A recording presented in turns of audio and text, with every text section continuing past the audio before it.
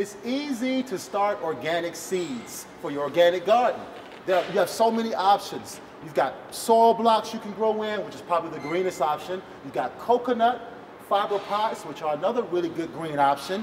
You've got eggshells, which of course is a great way to recycle things you have, not fill stuff up in the trash. Also, these eggshells have a lot of calcium in them, so they'll feed the soil as they break down. And of course, you got your little standard seed starting tray.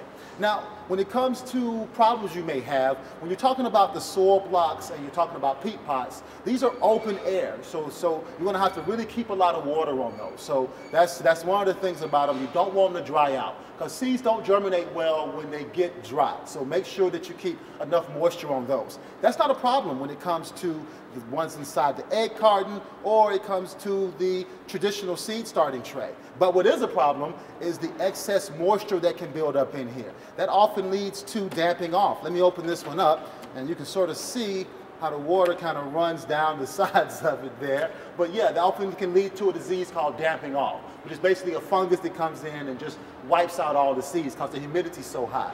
One way to combat that is to occasionally uncover them, open them up so that you don't have the humidity so high.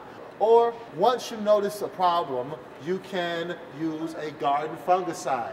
Once again, as I always say, look for something that's OMRI certified, that keeps your garden organic, that keeps all the produce that you're going to grow organic. So look for a garden fungicide, and this one has to be by Safer, and it's OMRI approved. So this one will keep the fungus down and also keep your garden organic.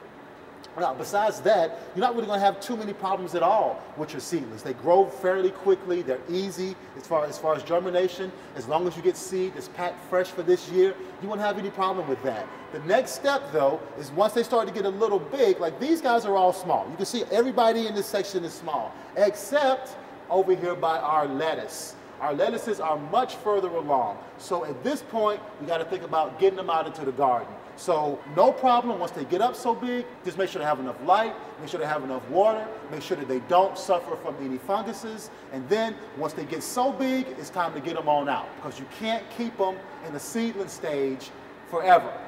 They've got to grow on up and mature so you can get them in the garden and start harvesting. So with those few steps, you'll have seedlings everywhere, you'll have plenty of plants, and you'll be harvesting lots of produce this summer.